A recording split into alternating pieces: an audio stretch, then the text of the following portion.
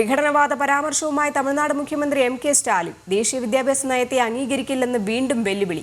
ഭാഷായുദ്ധത്തിന് തമിഴ്നാട് തയ്യാറാണെന്നും സ്റ്റാലിൻ. അതേസമയം DMK സർക്കാരിന്റെ നിലപാട് ഇരട്ടത്താപ്പും കാപട്യവുമെന്ന് BJP തമിഴ്നാട് സംസ്ഥാന അധ്യക്ഷൻ കെ അണ്ണാമലൈ പറഞ്ഞു.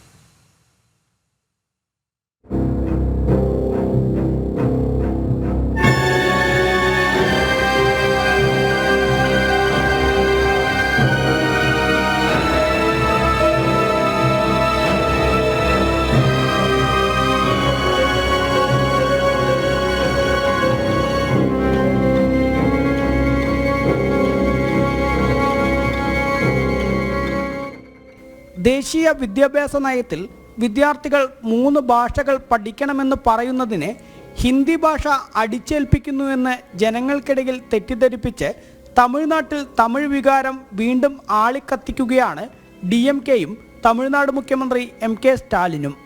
മൂന്നാമതൊരു ഭാഷ വിദ്യാർത്ഥികൾ പഠിച്ചാൽ തമിഴ് ഭാഷ 2000 വർഷം പുറകിലേക്ക് പോകുമെന്നാണ് സ്റ്റാലിൻ പറയുന്നത്. മാത്രമല്ല ഭാഷായുദ്ധത്തിന് തയ്യാറാണെന്നും സ്റ്റാലിൻ വെല്ലുവിളിക്കുന്നു. தேசிய கல்விக் கொள்கை என்பது சமூக நீதிக்கு வேட்டு வைக்கிற கொள்கை, தமிழுக்கு வேட்டு வைக்கிற கொள்கை, தமிழர்களுக்கு, தமிழ்நாட்டுக்கு, தமிழ் மக்களுக்கெல்லாம் வேட்டு வைக்கிற கொள்கை. நம்ம குழந்தைகளின் எதிர்காலத்துக்கு இது ஆபத்து. இந்த திட்டத்தில் கையெழுத்து போட்டாதான் 2000 கோடி ரூபாய் கிடைக்கும். 10,000 கோடி ரூபாய் பணம் கிடைக்கும் சொன்னாலும் நாங்கள் கையெழுத்து போட மாட்டோம்.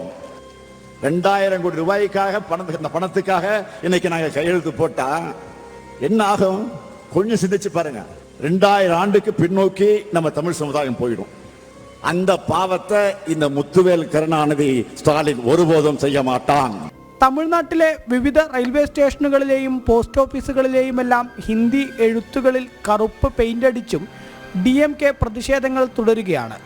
അതേസമയം DMK നിലപാട് ഇരട്ടത്താപ്പാണെന്ന് BJP തമിഴ്നാട് സംസ്ഥാന അധ്യക്ഷൻ കെ അണ്ണാമലൈ ആരോപിച്ചു. സ്ത്രീകൾക്കും കുട്ടികൾക്കുമെതിരായ അതിക്രമങ്ങൾ, സർക്കാരിൻ്റെ അഴിമതി തുടങ്ങി നിരവധി വിഷയങ്ങളിൽ നിന്നും ശ്രദ്ധ തിരിച്ചുവിടാനാണ് ഹിന്ദി അടിച്ചേൽപ്പിക്കുന്നുവെന്ന് തെറ്റായ പ്രചാരണം DMK നടത്തുന്നതെന്ന് അണ്ണാമലൈ പറഞ്ഞു. മൂന്നാമതൊരു ഭാഷ പഠിക്കണമെന്ന് മാത്രമാണ് കേന്ദ്രമന്ത്രി ഉൾപ്പെടെ വ്യക്തമാക്കിയിട്ടുള്ളത്. ഹിന്ദി തന്നെ പഠിക്കണമെന്ന് എവിടെയും പറഞ്ഞിട്ടില്ല. DMK നേതാക്കളുടെ ഉടമസ്ഥതയിലുള്ള മെട്രിക്കുലേഷൻ സ്കൂളുകളിലും CBSE സ്കൂളുകളിലും 4ഉം 5ഉം ഭാഷകൾ പഠിപ്പിക്കുന്നുണ്ട്.